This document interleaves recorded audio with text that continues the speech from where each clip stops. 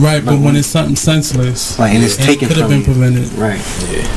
Kind of makes you it's an added element. It's an added element to the grief that you feel when it's a senseless act of violence. Yep. So in terms of using your music to help your communities, how do you see that happening for you? My next one's here. It's very much so possible because I have songs that The Artist Exchange Radio Show every Friday from 7 to 9 p.m. every Saturday from 12 to 2 p.m. Real artist, real talk, and real live. Be Exposed Radio. The Artist Exchange Radio Show every Friday 7 p.m. to 9 p.m. every Saturday 12 p.m. to 2 p.m. Real artist, real talk, real live on BeExposedRadio.com. I was meeting with a friend yesterday, and I've gotten to the point where don't ask me a question because the truth is going to come out. And exactly. Just don't do it. If you ain't looking for the truth, don't come to me. Don't do it because I can't hold my tongue. And she wants to be this stylist, boutique, but you're not doing anything in that nature, and I can't take you seriously if you're not doing those things. And I understood why people didn't take me seriously because I found myself in somebody else's lane. I was good at what I was doing and what I wanted to be, but I wasn't doing it for me. So how can I ask you to take me seriously if I'm living in somebody else's shoes? And nobody can do what you do, and I think that that's a big problem that people face now. Like, you see what somebody else is doing and you want to do that when that's not your lane. That's not your lane. That's not what you're supposed to be doing. But it's popular. It's getting that person money. It's getting that person applause. Oh, I want applause. I want money. Let me stand over here behind them. And then a lot of times people aren't honest with themselves either. Like, I was thinking earlier today, I've been woke for almost 2 days, so so you get honesty, and I was thinking, like, The Artist Exchange Radio Show. Artist Exchange. The Artist Exchange. The Artist Exchange. The Artist Exchange. The Artist Exchange. The Artist Exchange Live. The Artist Exchange. The Artist Exchange. The Artist Exchange. Starts now. Hey, what's up, and welcome back to the Artist Exchange Radio Show with me, your host, Nate. Today I have my co-host, Mr. HullyWood. Hey, how y'all doing out there? How's it going? All right. So today we have a couple guests.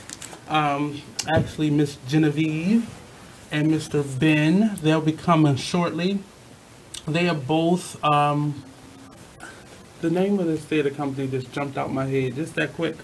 But they are a part of a theater company, local theater company here. Genevieve is actually one of the founding members of this theater company, and they're doing an adaptation of Peter Pan. Its focus is on the LGBTQ, ABCDEFG community, and it is being directed and produced by... Why can't I think of the name of the theater company? It's going to come to me in a few minutes, and I'm going to shout it out. But they're coming by to talk about who they are as performance artists and give us a little insight on this production. They're actually casting for it, so they're looking for members. So definitely stay tuned, stay locked in for that. Today's topic is Let's Go Get It Part 3. Learning to be you. So we have some interesting tips. Today isn't as nice and fluffy as the first two shows of the year, but it's more a little bit of, tough love for the next couple of shows. It's just a lot of things that I've seen in my own mistakes, and then the mistakes of people, a lot of the artists and entrepreneurs that I see around me.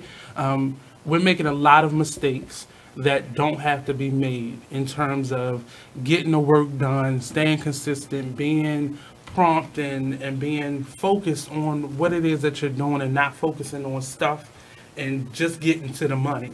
Getting to the money requires you to put in some work so you can get a return. The money is a return, not first day. So definitely stay tuned, stay locked in for that. As I said, we're doing a series this year called Let's Go Get It. That's kind of the theme for the show this year, 2018. And I'm not big on resolutions, like I said before, but I am a person that likes to set goals.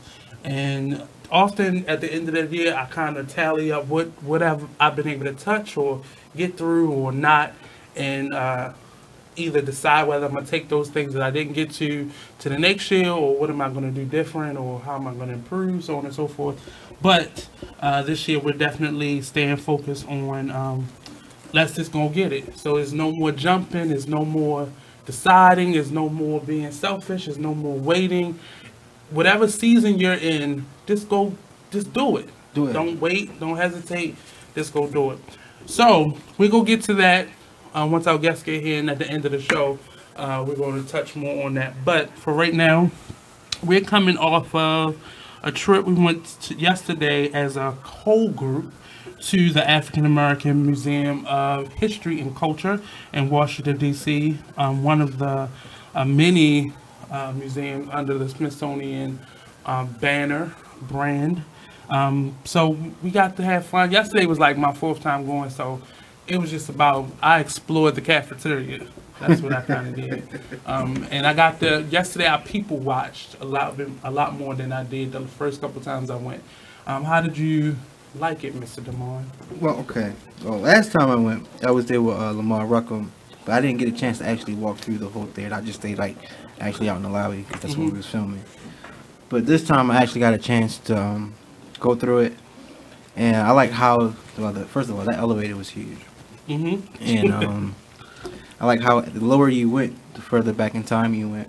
And I believe the bottom floor was the 1400. Right. It takes you back to 1400. And it was just saying how everything started and how much they were I had took so many pictures. The elevator that he speaks of, it's an elevator that takes you down to the lowest level. It doesn't come back up, so it forces you to go up 3 stories, starting from the 1400s, and it takes you up to the civil rights movement, so to the 70s, and then the upper floors are the 80s to present day ish, and around that time. So it forces you to really go through the whole movement, and it kind of gets lighter and brighter as you go to the top of the building, because it's really dark at the bottom, and it gets really light at the top on the 4th floor. Yeah, so. the 4th floor is just all white. They got Cadillac records in there. I think that was, I believe that was the actual car he died in. Say it again. Chuck Berry. Chuck Berry. I don't know if that's the car he died in, but I know that's actually his car. They've got a whole car in there. Yeah, a whole entire car, literally. So what were some of the highlights for you?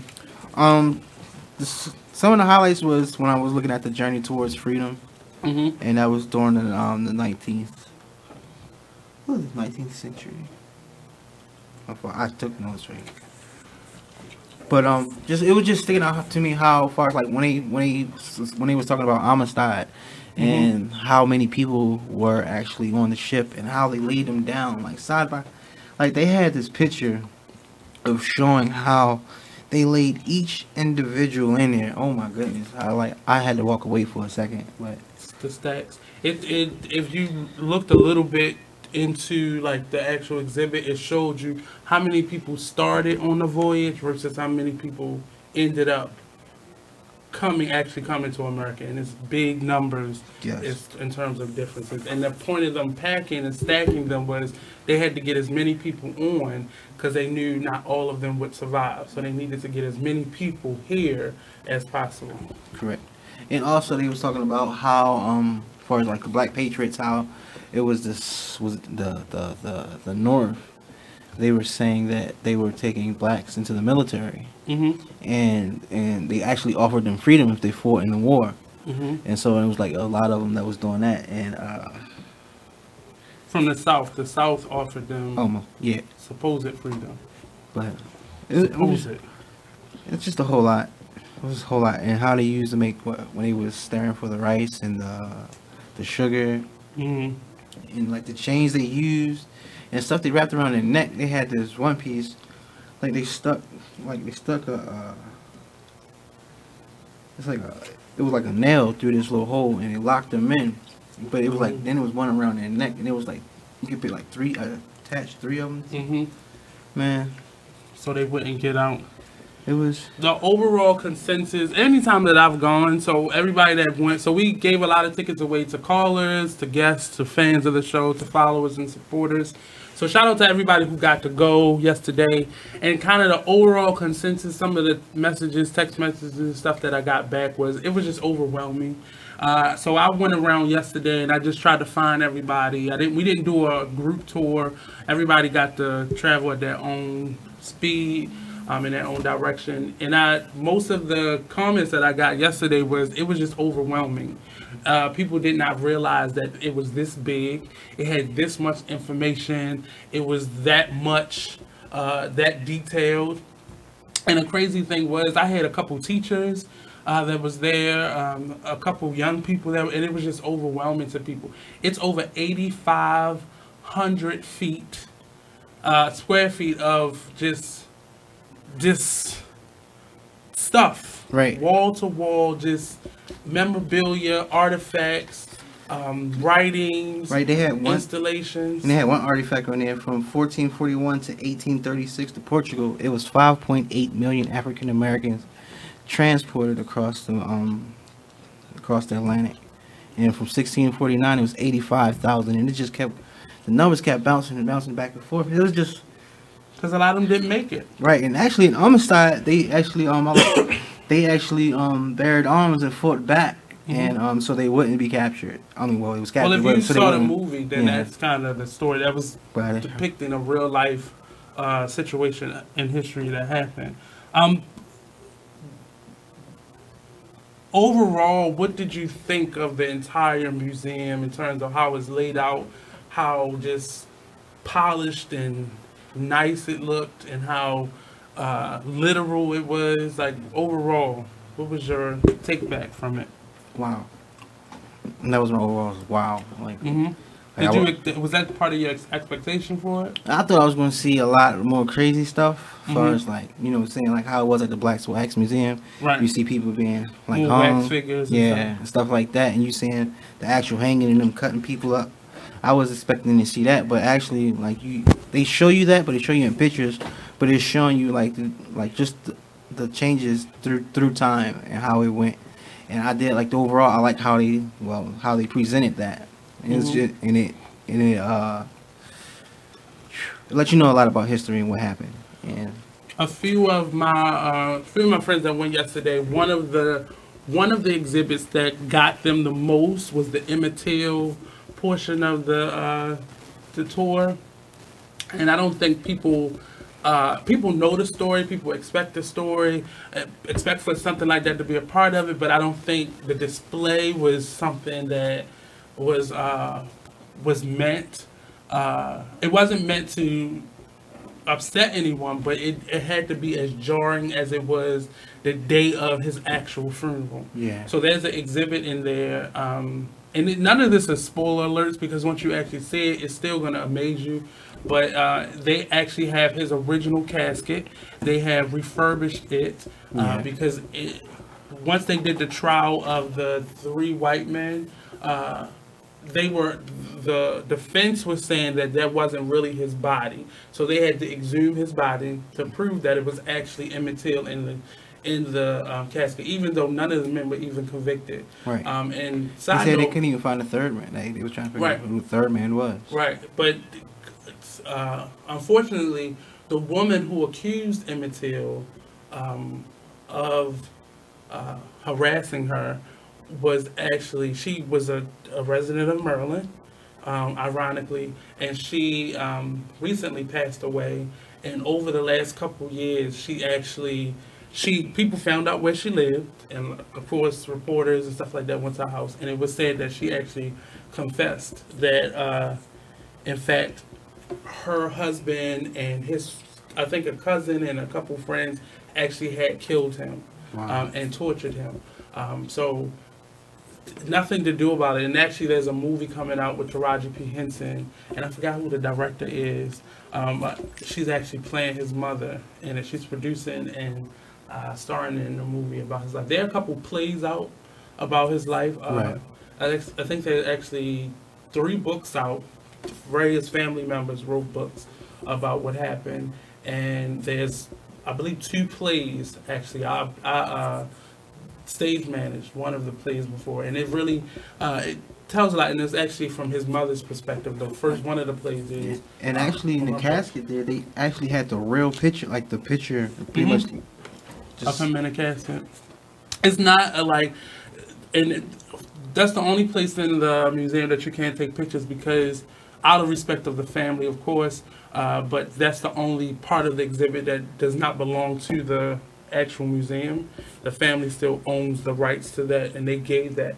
Most of the memorabilia and artifacts in the museum was donated, either given to the museum or donated to the museum, and so anybody could have put something in the museum.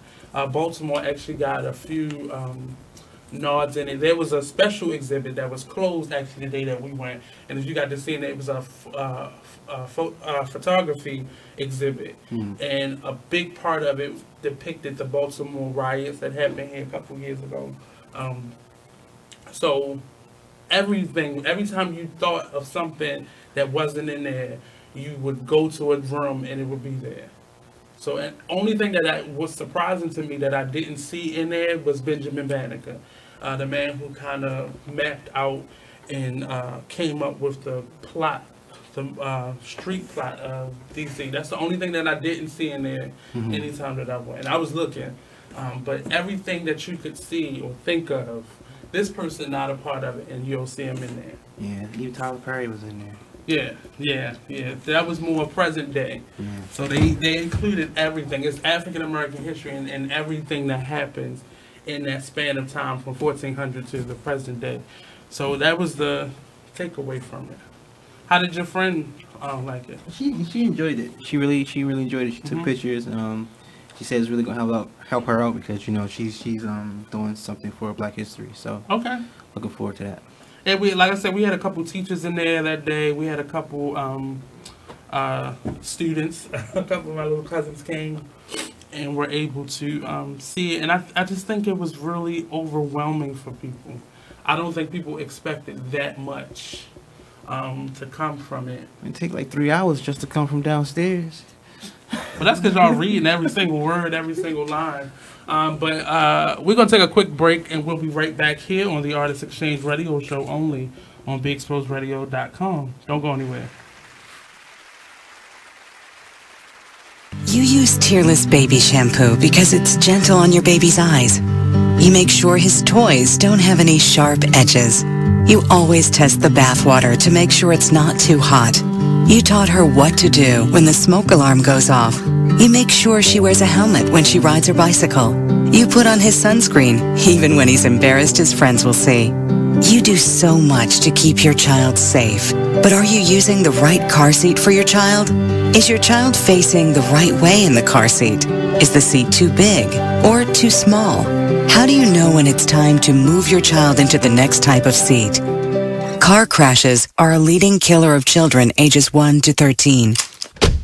Protect your child's future at every stage of life. For information on the right seat for your child, visit safercar.gov/therightseat. That's safercar.gov/therightseat. A message from the National Highway Traffic Safety Administration and the Ad Council. Why is Connor having trouble focusing in school? Having trouble finding Connor's middle school? Would you like directions? No, why is Connor having trouble focusing in school?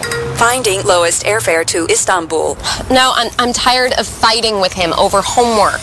Home, walk, restaurant. Need a review? No, I need help. He's very smart, but his mind wanders. He's disorganized.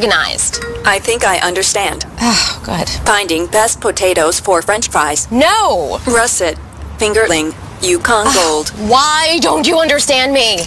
Sorry, I was trying to show how Connor feels every day. Frustrating, isn't it? Redirecting to understood.org. For the 1 in 5 kids with learning and attention issues, this is what life can feel like. Explore understood.org, a free online resource about learning and attention issues, designed to help your child thrive in school and in life. Understood.org, because understanding is everything. Brought to you by understood.org and the Ad Council. You are tuned in to Be Exposed Radio BeExposedRadio.com. You are tuned in to BeExposedRadio.com. BeExposedRadio. BeExposedRadio. BeExposedRadio.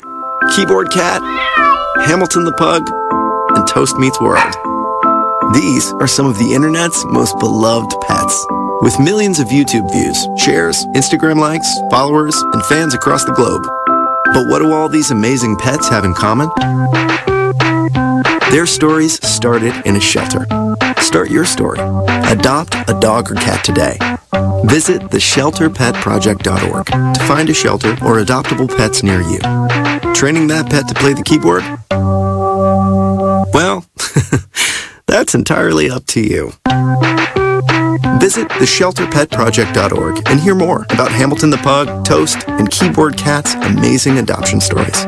Start a story, adopt a shelter or rescue pet today. Your perfect pet is just a click away at theshelterpetproject.org. A public service announcement brought to you by Maddie's Fund. Are you thinking about getting your GED diploma? Well, here at the GED Pep Talk Center, we've got a number of pep talks that can motivate you. Sometimes things don't always turn out the way you want them to. You know that feeling? People look at you and don't believe in you. You want some gentle encouragement. Then you're on your way to your GED diploma and a better life. But I know they're probably just a little bit nervous. You can find it in yourself to take that first step. You can improve your future. You can do this. I know you can. You need to start pushing yourself. Now get your game face on and take the first step towards a better life. Hurry up. Don't make me repeat myself. Whatever level of motivation you need to get your GED diploma, we've got a pep talk that's right for you. Call 1-877-38-YOUR-GED or visit yourged.org for your pep talk and find free GED classes in your area. GED is a registered trademark of the American Council on Education. Brought to you by Dollar General Literacy Foundation and the Ad Council. The Artist Exchange Radio Show every Friday, 7 p.m. to 9 p.m. Every Saturday, 12 p.m. to 2 p.m. Real artist, real talk, real live on BeExposedRadio.com. I was meeting with a friend yesterday. You are listening to BeExposedRadio.com. Hey, what's up, and welcome back to the Artist Exchange Radio Show. We were just talking about some highlights, some recaps from our trip to the African American Museum of History and Culture yesterday in D.C.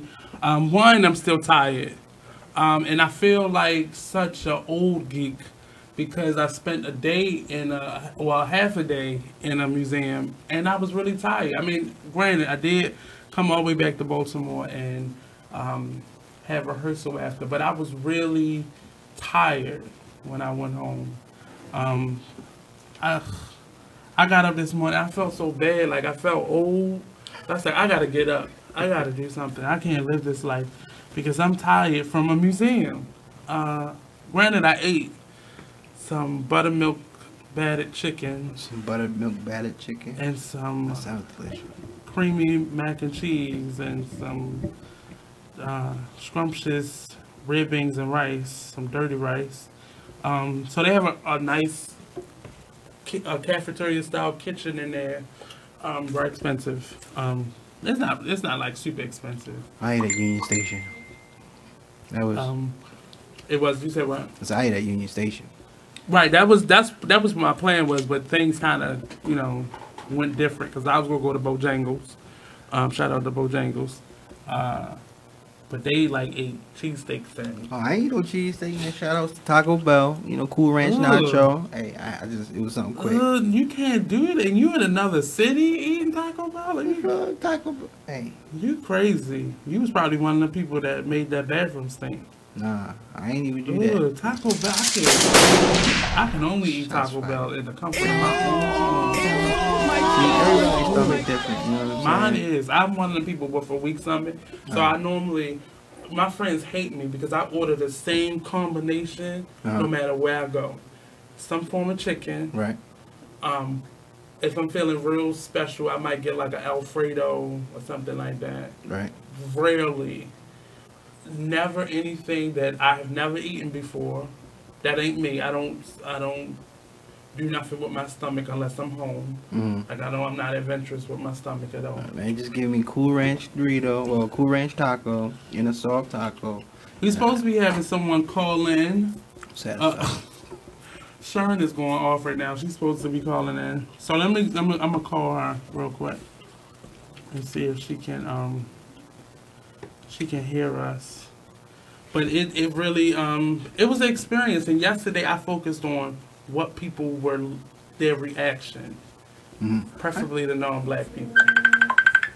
Yeah, I mean, yeah, true. I ain't even lying, no doubt. Hello. Oh no, she being ghetto. So I'm trying to call her. Hello.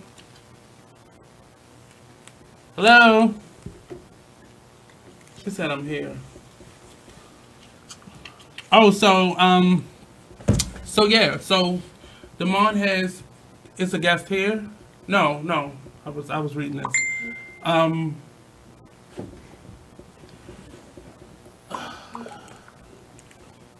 Wow, Shine is really ghetto. Let me just tell you, she's a really good lady. So I'm sorry, Damonn has his pop culture report. Well, called pop culture. It's just, yeah.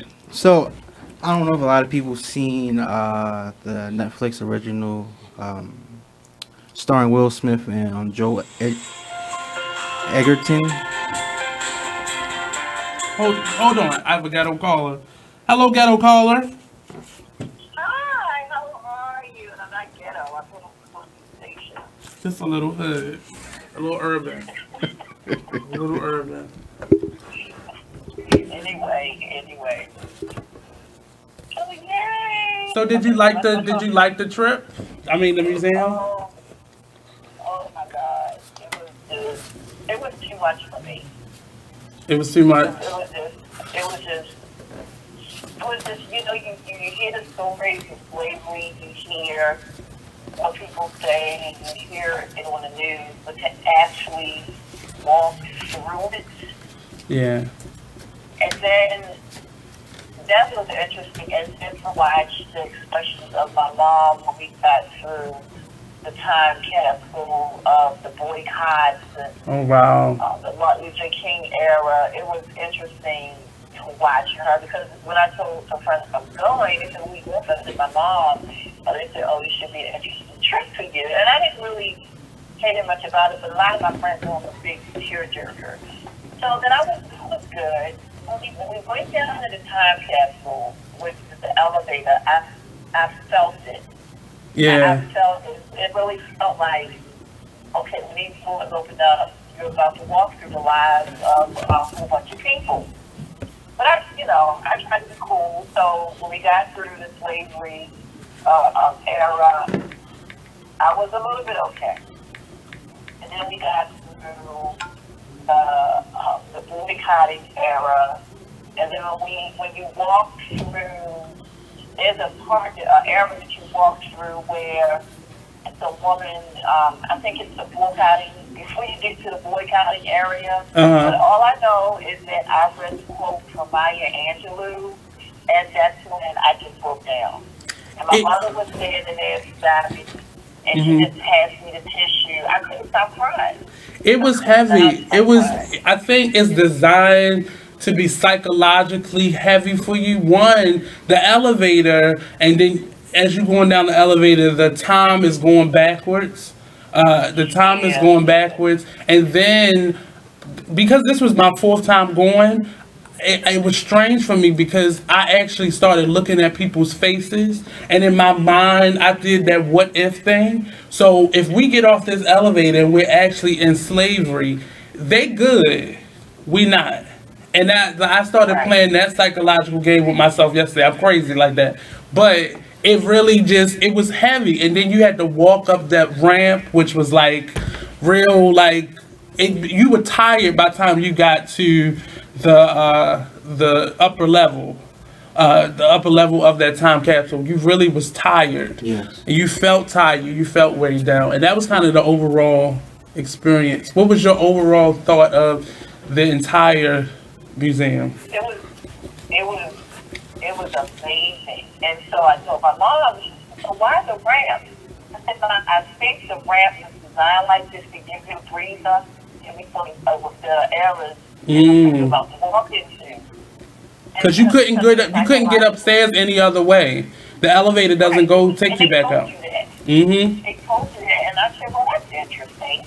But now, you know, as we were walking through, I think it's a psychological, I'm using your word now, but yesterday I said a mental briefing of what you just walked through.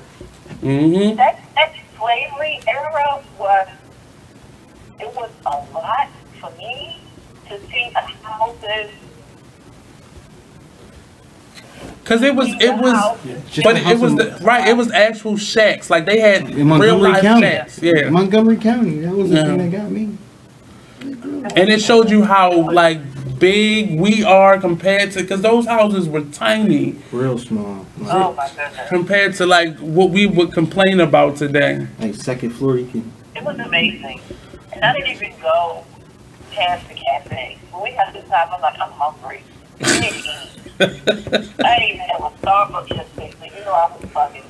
And so we didn't even get a chance to go up there. And so my mother, I think she really wanted to push herself. I'm like, Mom, we need to go because it's getting late, and I don't want us to, you know, we're about to enter into that rush hour traffic. We need to leave.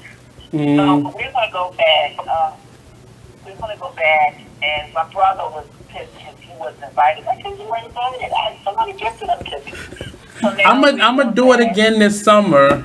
Okay. Because I wanted people to get a break, and everybody, because a couple people didn't get a chance to see the entire thing because they spent all their time in the basement and didn't realize, I gotta go upstairs. So upstairs is a lot lighter though. Yeah, upstairs is more media, entertainment. You see a lot more memorabilia than actual artifacts, so it's not as heavy. That's why I told everybody, start from the bottom and then work your way up, because you'll be exhausted, like going through all that upstairs and then ended up downstairs. Like I ain't want nobody going home and like murking out on somebody. So it really just. Yeah, the rent really calms you down. Because where I was, it was a couple. It was one couple in particular, an older couple, and they were very racist.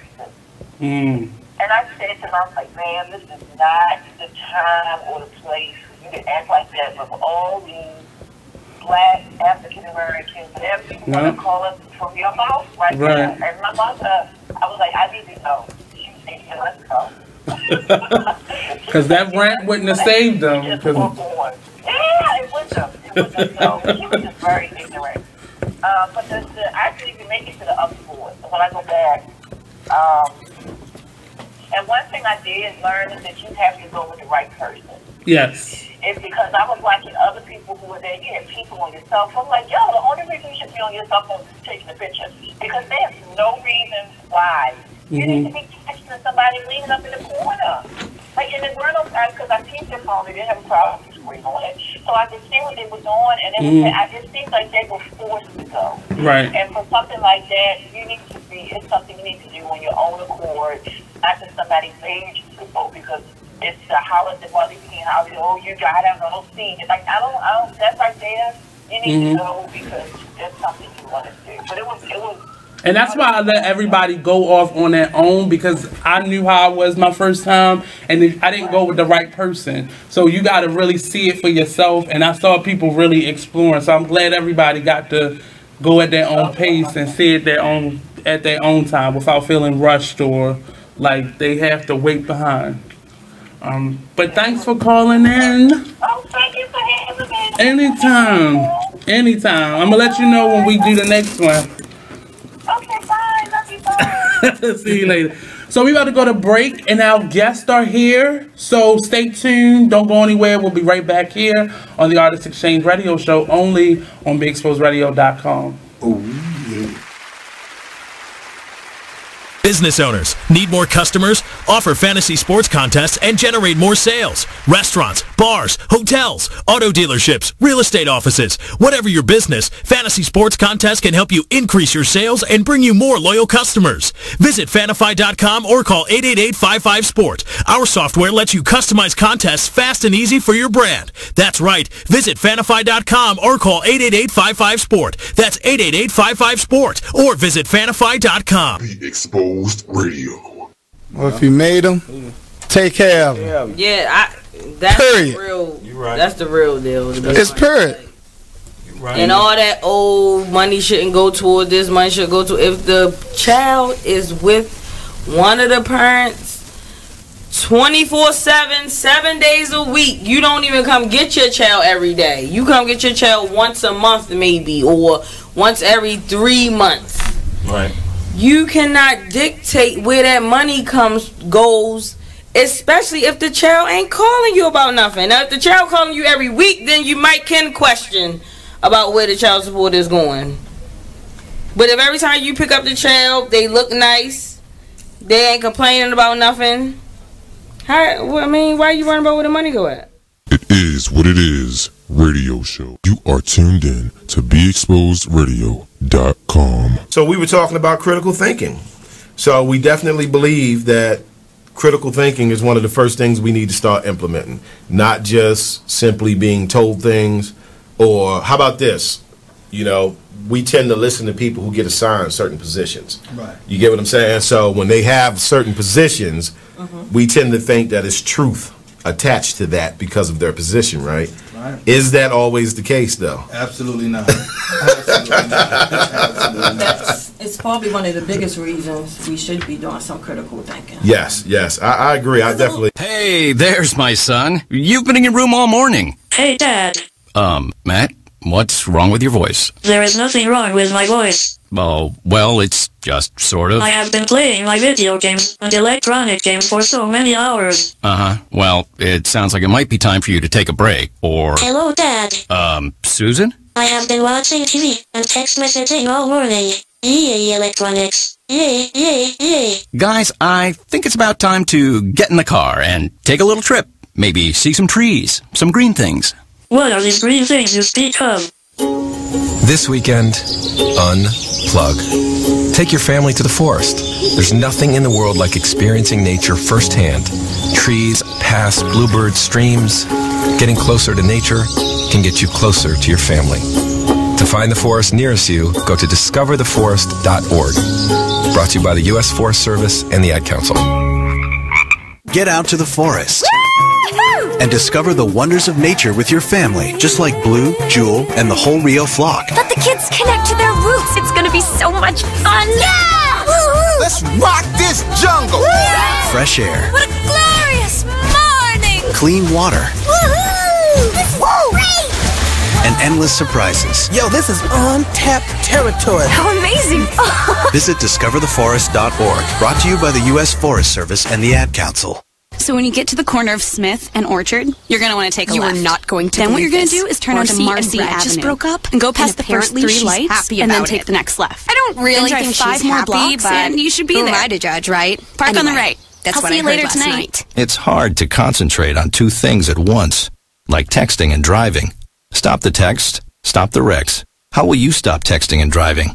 Tell us at stoptextstoprex.org. Brought to you by the National Highway Traffic Safety Administration and the Ad Council. This message is for all of you sitting in the passenger seat, and apologies if it gets a little uncomfortable, but how does it feel to be at the mercy of someone who thinks a random text is more important than your life? Someone who takes their eyes off the road while speeding along in a 3-ton hunk of steel. Freaky, right? Well, why not just ask them to stop? Or better yet, volunteer to text for them. It might be a little awkward, but believe me, you'll live. Learn more at stoptextstoprex.org. Brought to you by the Ad Council and the National Highway Traffic Safety Administration.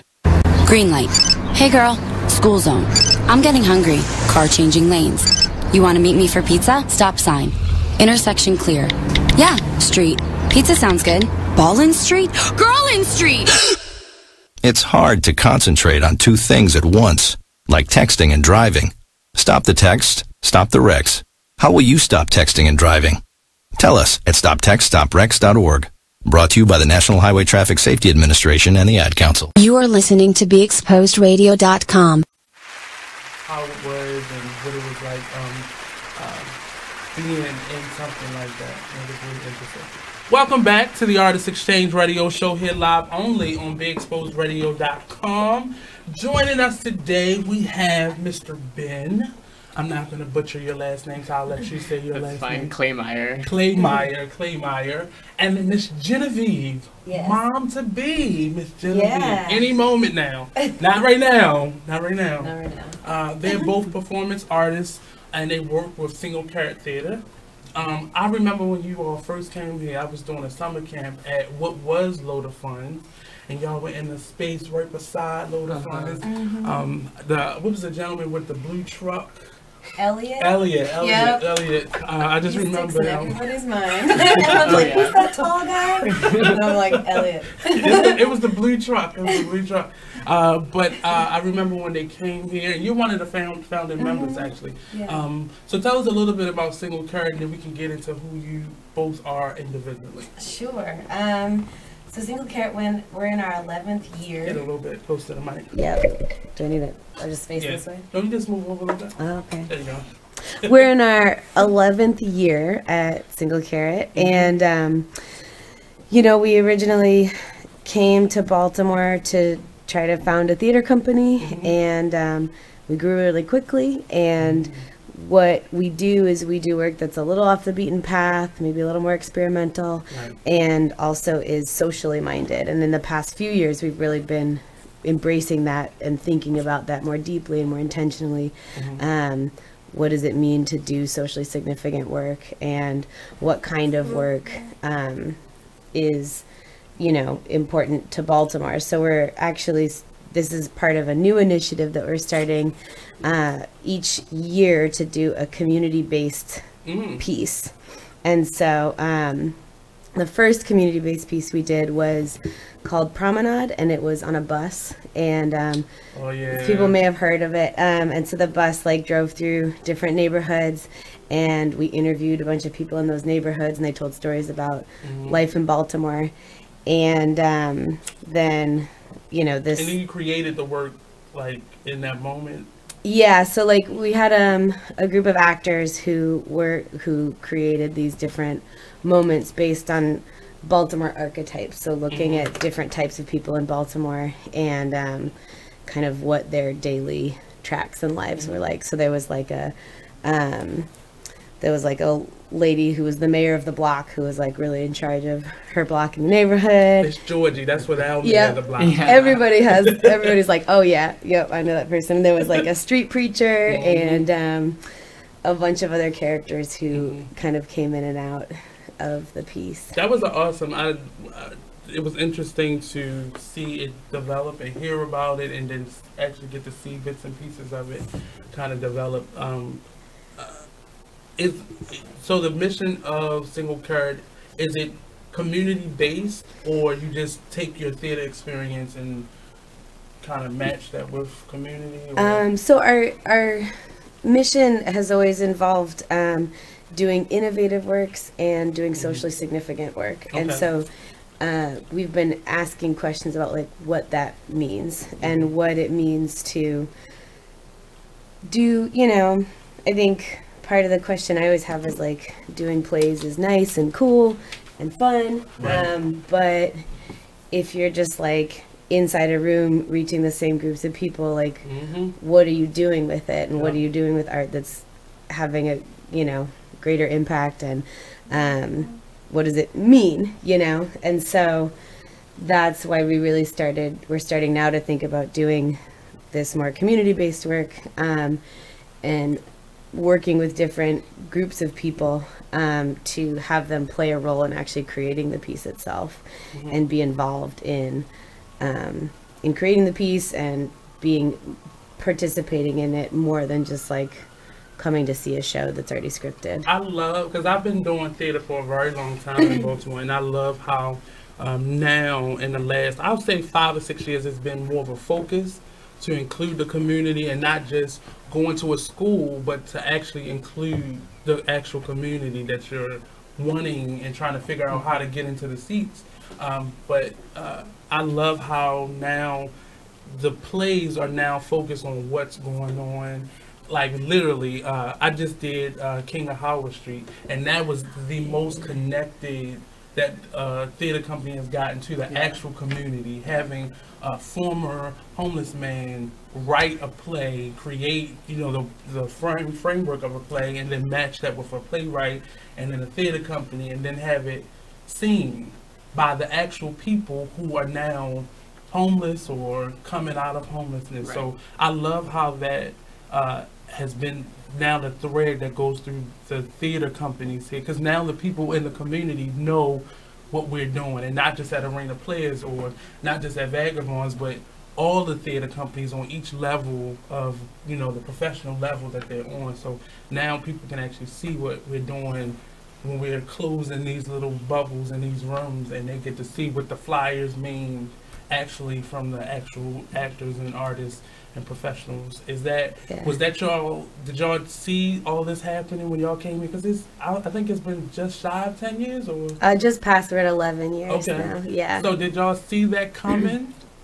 I don't know. I mean, I think we've always wanted to work, you know, work more with the community, and in the past we've always done that a lot through our education programs. And so we've always had, even when we were like tiny, we still had pretty large education programs for being a tiny theater, and we still have, we like keep growing our education programs quite a bit. Actually, we're actually like constantly hiring people for them. We do have, oh great, well we have some positions open right now, so you can go to our website and look at them. I'm going. I think, you know, through that, and then we also did a lot of projects early on where we did work with specific organizations. So we did a project where we worked with people who suffer from mental health issues, and so we created a piece about mental health, and so that was working with people from, you know, all different backgrounds who had all had experience with mental health, because everybody, you know, it goes everywhere, top to bottom, and there's so much stigma around it. So we had I think there were about like 6 or 8 people who all told their stories with mental health and their struggles with it. And then we also did some where we worked with some people from my sister's place. Okay. And these were all these like smaller things that were, you know, projects where we were working with them to tell their stories and share. But you know, these performances were like kind of one night things or being done at the centers that we were working in. And with what we're trying to do now is make that bigger. And so a lot of times theaters will have their community work over in this world, and then they'll have their plays over in this world. And we're really interested in doing projects that bring those two worlds together, so that we're doing like a big show that also the community has been involved in creating, so that it's not just a one night thing. It's something that like has a long run and hopefully has a life that continues beyond that run, and in that sense shares those stories with a wider group of people. What's the feedback from those groups? Because I know often when you go out to the group, they may have wanted to do things like this, but actually being in front of professional performance artists could be, you know, a little challenging, because I've never done it before, but I have all this to say. How do you balance out giving them the foundations of the talent versus just getting their story out, storytelling? Right. Well, up until now, most of the projects we've done have really been more in the storytelling realm. Okay. And so that's a good way to transition. Yeah. This Peter Pan project that we're working on is actually the first time that we've done a project where there'll be experienced actors and inexperienced community members who will be performing in the show together. Oh, like a challenge, I see. Oh yeah. But you know, our hope, you know, as we look at casting people who have performance experience, you know, we're making sure that it's the right type of person, you know, because from them it requires a lot of generosity and patience, and you have to leave your ego at the door and know that you're entering into this project that that everyone's coming from all different backgrounds and all different experience levels, so Right. you can't be a diva. No, And not only and that- that's to the professional actors. Right, exactly, Right. exactly.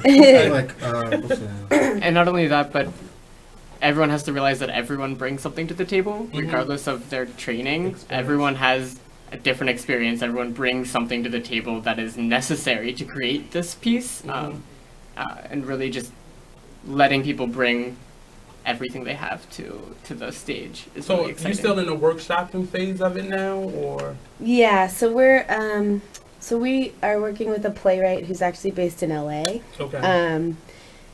And his name is Joshua Conkle, and most recently he moved out there to do some more TV writing. So he wrote on A Series of Unfortunate Events, the Netflix show, and he's a really awesome writer. He's really funny, and so we're hoping that this version of Peter Pan that we're creating, it'll definitely be funny and kind of definitely not the Peter Pan story that you've heard before. Not your granddaddy's Peter Pan. No. So we're going to take a quick break, and we'll be back on the Artist Exchange Radio Show with Miss Genevieve and Mr. Ben when we return, and more about Peter Pan and who they are individually as performing artists.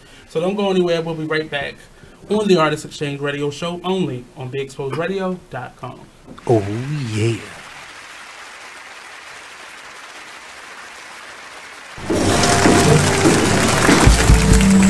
It is with great pleasure that I welcome you to today's graduation ceremony. Students, when you hear the reason or reasons for your absences throughout the years, please exit the auditorium without your high school diploma. Once you've exited, remove your cap and gown and proceed into the unknown. Too tired. Family trip. Part-time job. Helping around the house. Sick day. Starting the holidays early. Just because. Starting in the 6th grade, students who miss 18 days or more of school in a year for any reason will fall behind and risk not graduating high school. How many days of school has your child missed this year? Absences add up. Keep track at boostattendance.org today. Brought to you by the U.S. Army and the Ad Council. Black by Demand Radio Show. 2 years ago. If you broke that bike and it don't work, that's on you, brother. I suggest you get that toolkit out back and then start working with it, right? Yeah. So my son's looking at me like, wow. And I broke down to him how we had got fixing flat tires down to a science. You understand what I mean? Sticking the tube in the water. Right? Talk to me, brother. You understand what I'm saying? Yeah, you know, critical thinking. And see, and we look at that now, and like kids, they not as on hands like we were back in the day. That's because nowadays you don't have to put the bikes together anymore. They can come assembled. Yeah, everything's coming assembled. In the store, they ask you like if you want it already assembled. Right. Back then, you just got the box with 1,000,000 pieces. Right, and today I don't think they could work with that. It's just like the thought process. Nowadays, you get a bike that's already put together. Now, when you were younger, you had to put this bike together. You got to put it together. And it basically closes your mind into learning how to do something. Yes. Now you're giving it something. So, okay, you take this, and this is what it is. Right. So now we have to run with this instead of teaching the child. This is how you put this together, so you see the result as this. Right. Critical thinking. I like that. My name is Ruth Rusi. I'm a retired teacher. I'm 91 years old, and this is how I live united. I say retired, but not really. Once a week, I read books to children as part of United Way's education program.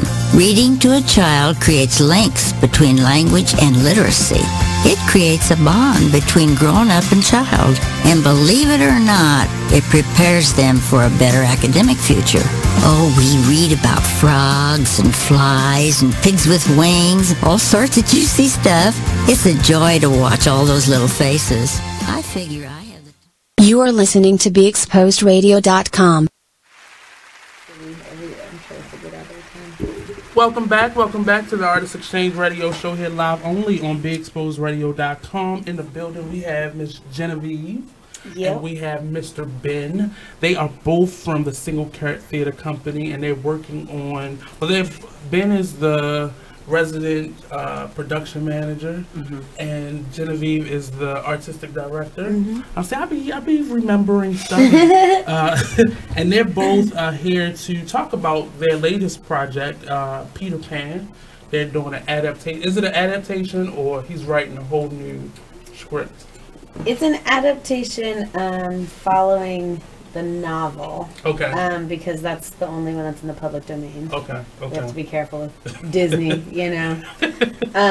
But that's kind of the only story they haven't really like dug into. There's no sequels. There hasn't been much about. It's been on Broadway a couple times.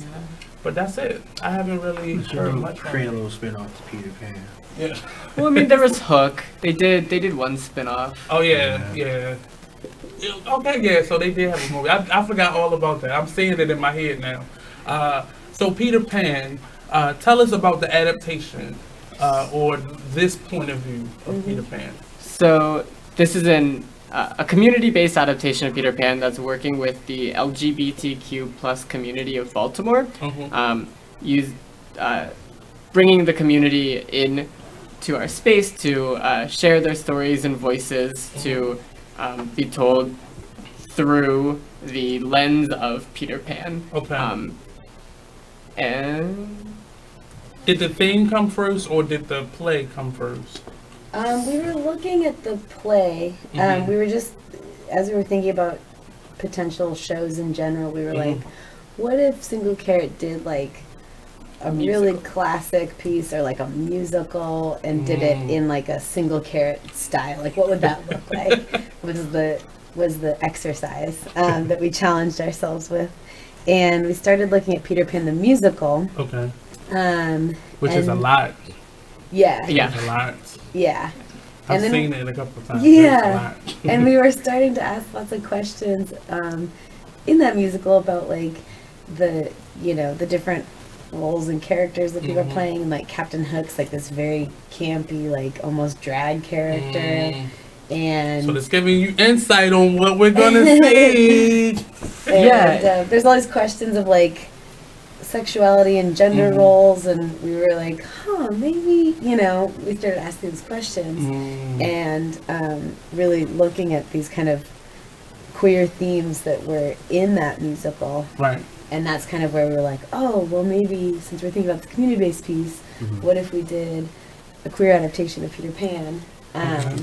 And that's kind of where the idea came from.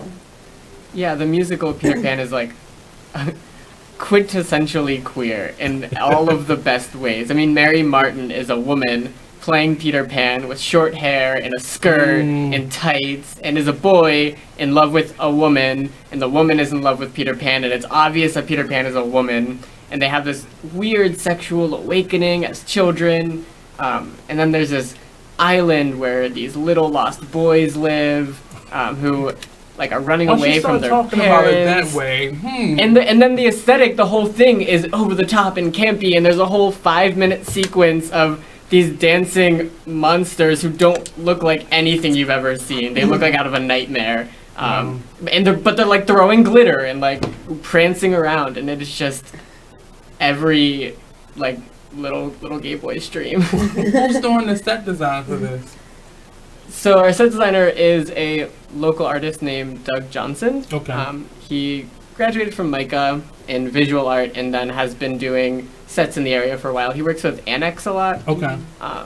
And so we're bringing him over to... Will we see a little flying action in this? Well, we don't have like a fly system in our theater. But Single Carrot will make it happen. We'll make it happen. I will say, we'll make something happen.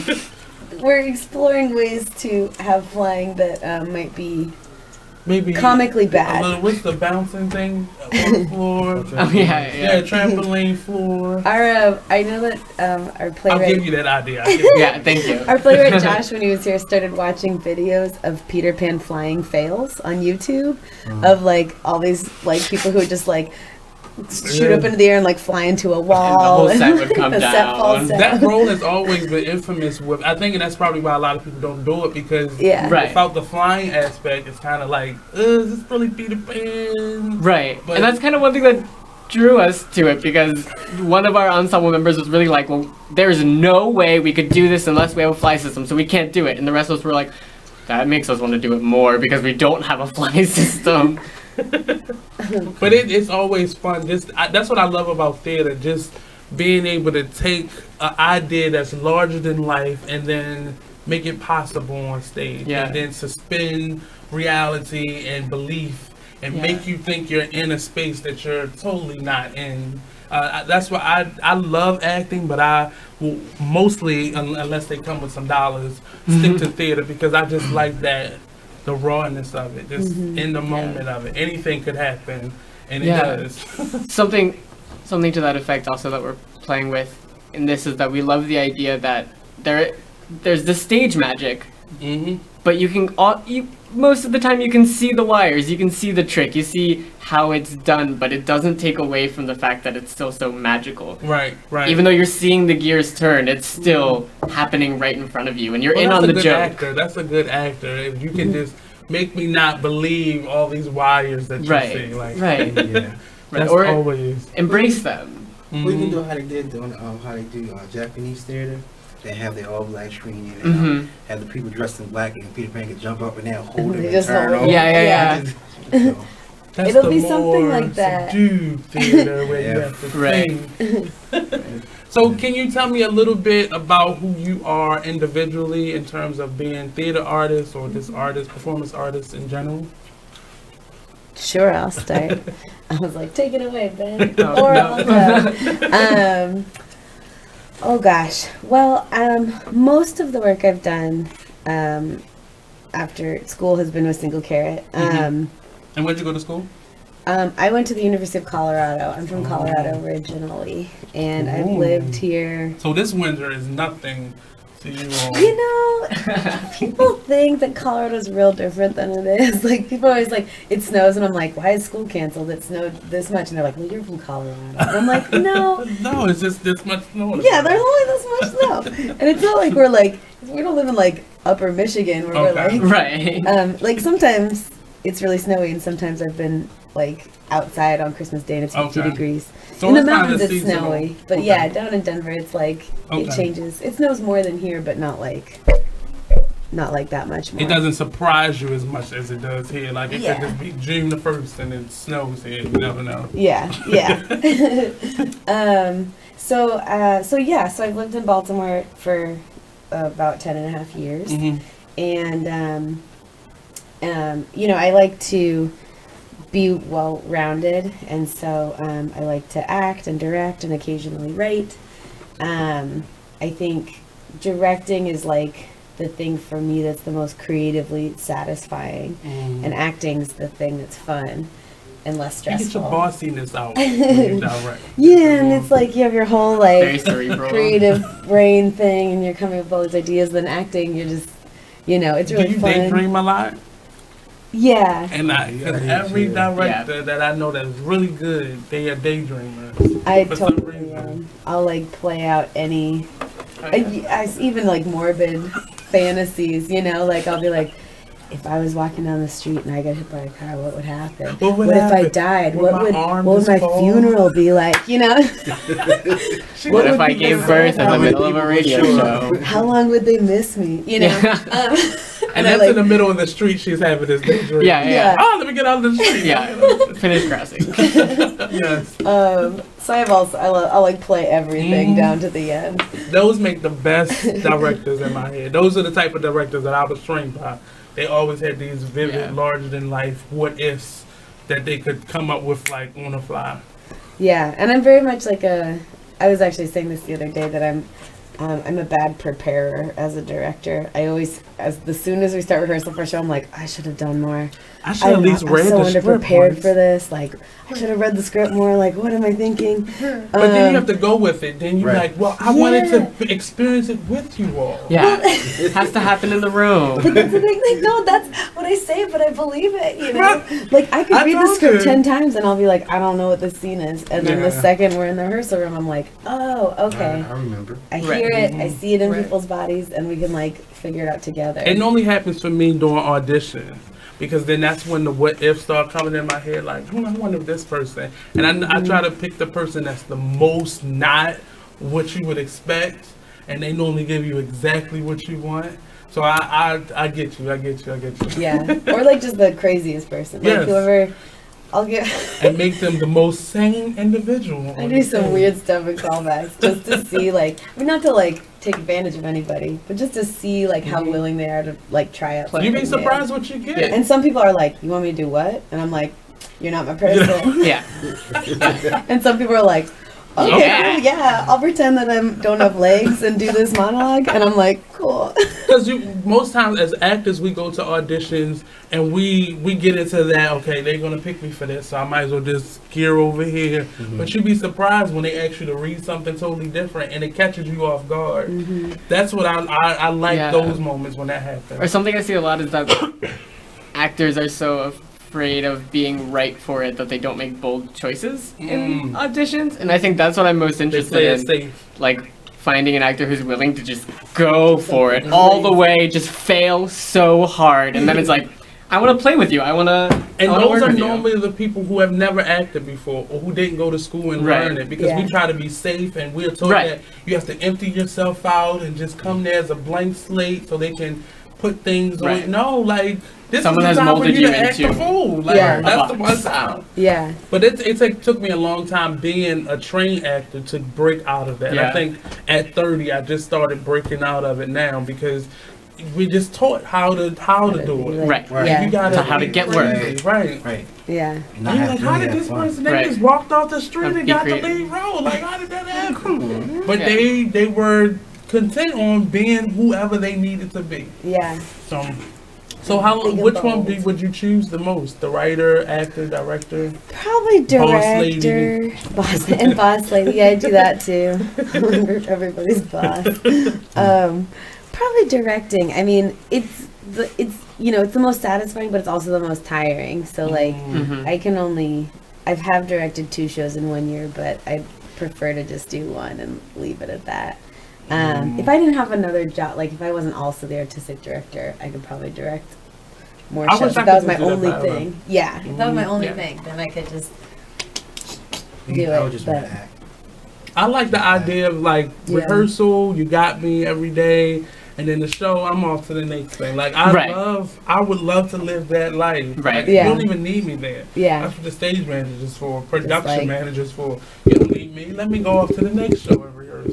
I can't wait to be that person. Like to live it that way. Yeah. Yeah.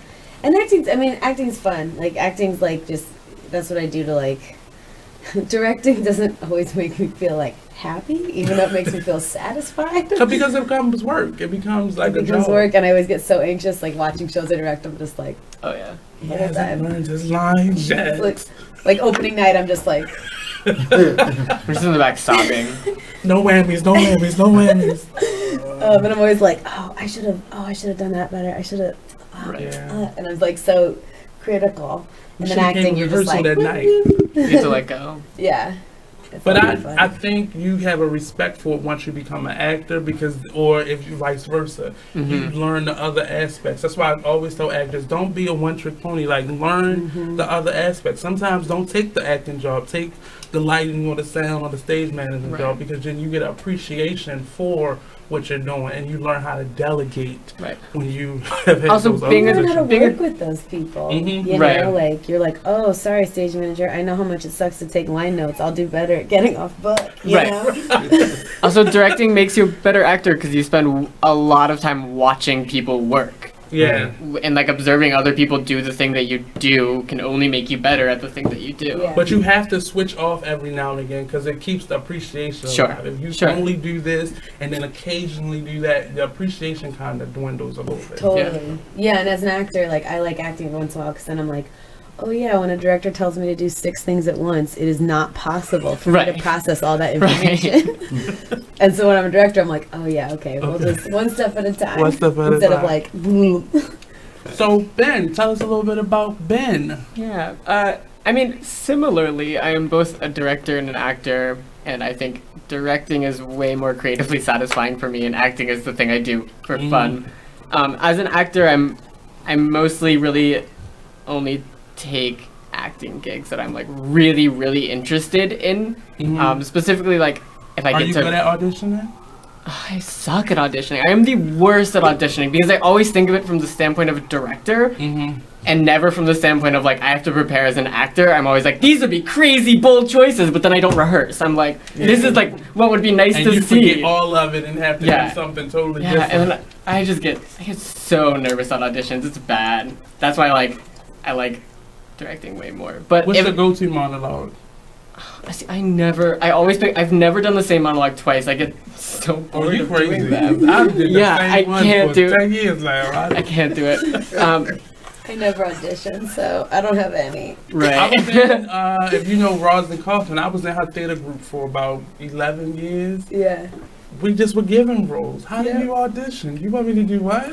Yeah. Right. I'm used to showing up and you say this is who you're going to be. Right. Well, yeah, I think most of the projects that I act in are projects that I'm like, it's my project. Like I am devising, I'm writing, I am creating this from beginning to end, and that's why I want to be on stage doing it. But in other people's work, it's hard to get myself to like want to go and prepare for an audition, to go to an audition for a show I'm not like so heavily involved in, that I am actually the creator and not just the actor. So that's why I direct way more. But then I'm all over the place because then outside of like directing and acting, I'm also like a spoken word poet and a drag artist, and I'm just like on stage doing lots of different things outside of because you don't ever not want to be on stage. Yeah, that's the scary part. When I don't have rehearsal, I don't know what to do with myself. Oh yeah, I really, even once the show is up and then the rest of the week is open, you like, so what do I do until the Friday show? What do I? How do I get go this? home now? Right. I Like, stay home tonight. Like, eat a normal meal at my house. I will say, right, go home at a decent hour. I will say the one thing that I miss about acting the most when I'm like just directing is how like doing the same show for a long period of time really affects you in a weird physical way. Just like the durational aspect of doing a long theater piece. A long run of it. Yeah, it's like, it feels like durational performance art. It's like I'm doing the same thing every night, going through the motions, and it physically changes your body. Well, that's why I think like that's theater, so interesting. because the audience kind of makes it different. Because if you get one that hit up the bar before they came, that's a different audience versus on Sundays when, you know, the church ladies came. And so they kind of make it different. That's why I love theater so much, because then you can, the audience is my balancing act. So how are you today? Okay, now I'm going to go for it today. So is there anything that you would, so all the things that you do, which one would you choose? Directing, for sure. So you're a little bossy too? I guess. Oh, who told you?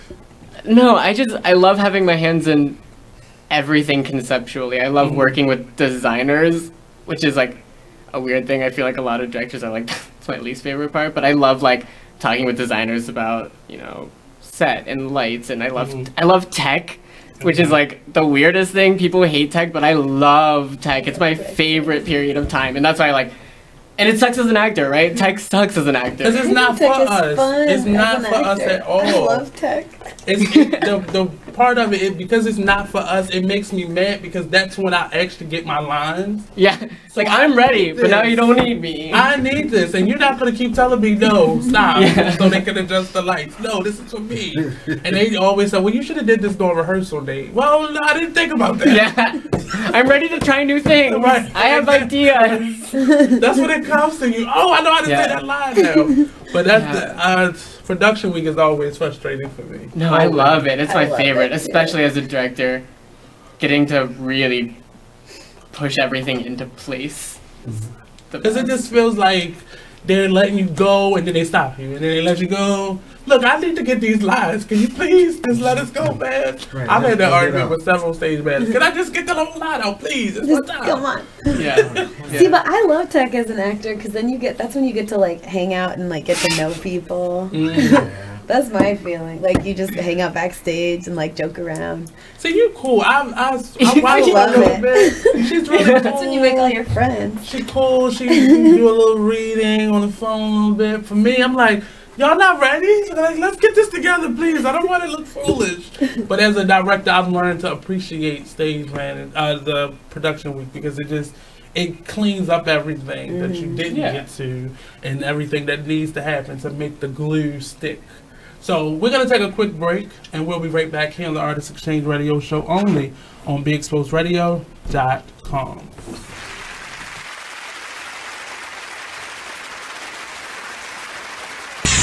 We're rewarding you for something you already do, listening to us. It's Radio Loyalty, and it's an easy way for you to get free stuff. All you do is sign up. Go ahead and click the banner now. You'll earn points as you listen. Points you can trade in for great products and services in the Radio Loyalty store. You can earn even more points when you share your favorite station with friends on Facebook and Twitter. Radio Loyalty. It's free to sign up, so click the banner to join now. It is what it is. Radio show. Go ahead. All right, listen. All right, say situation. Cause I keep telling y'all, it's different situations in the child support thing. You can't just pinpoint one thing. You can't just say, "Oh, here it did be." That's why you're on child. Just a bit outside radio show. There is one glaring stat that I read about while watching the games over the weekend. New York Yankees went 22 straight innings with at least one strikeout. Really? That's a major league record for the postseason. Wow. Yeah. That's an interesting statistic. It is. You know, and then when you think about it, it's like, okay, you know, that, to me, that's like a big reason why, you know, they're losing right now. The Artist Exchange Radio Show every Friday, 7 p.m. to 9 p.m., every Saturday, 12 p.m. to 2 p.m. Real artist, real talk, real live on BeExposedRadio.com. I was meeting with a friend yesterday, and I've gotten to the point where don't ask me a question because the truth is going to come out. Exactly. Just don't do it. If you ain't looking for the truth, don't come to me. Don't do it because I can't hold my tongue. And she wants to be this stylist, boutique, but you're not doing anything in that nature. And I can't take you seriously if you're not doing those things. And I understood why people didn't take me seriously because I found myself in somebody else's lane. I was good at what I was doing and what I wanted to be, but I wasn't doing it for me. So how can I ask you to take me seriously if I'm living in somebody else's shoes? And nobody can do what you do. And I think that you are listening to BeExposedRadio.com. Who's in the room? Welcome back to the Artist Exchange Radio Show here. I think I got the Damonn. Welcome back. You know, to the Artist Exchange Radio Show here live only on BeExposedRadio.com. I have two members of Single Carrot Theater, the resident production manager, Mr. Ben. And we have the artistic director and director of Peter Pan. I'm actually not the director. Oh, you're not? No. So you're just... I'm just the artistic director. Artistic director. So we're here with them, and they're talking about their latest production of the adaptation of Peter Pan. And it's geared toward the LGBTQ ... community. And this is their theme for the year. And they've incorporated that into the story of the timeless story of Peter Pan. So they are actually still auditioning. They're still looking for community members. So can you tell me what you're looking for, and if anybody's listening, we can probably.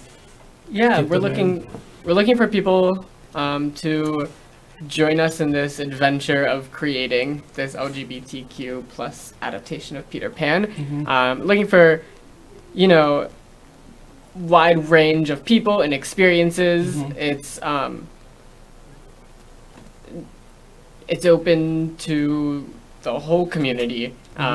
Anyone who has always wanted to be on the stage, never thought about being on the stage, been on the stage, And maybe you have some magical flying powers. Yeah. If you have your own fairy dust, you can hop right to the front of the line. I just threw it away. If you have, and also people who have other artistic talents who are part of the queer community. So, like, if you're a musician or a poet or another performer of some sort or dancer, and if you're none of those things, still come out.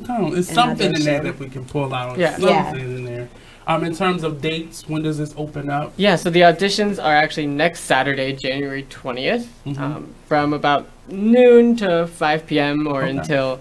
so we can go after this? Until, as long as people show up, we will be there auditioning. You don't need to prepare anything, just show up, and if you want to sing for us or dance for us or play an instrument from us, you can. Otherwise, we'll do some activities and some exercises together, and it'll be a lot of fun, and everyone should come out. I'm kind of nervous. That came out a little.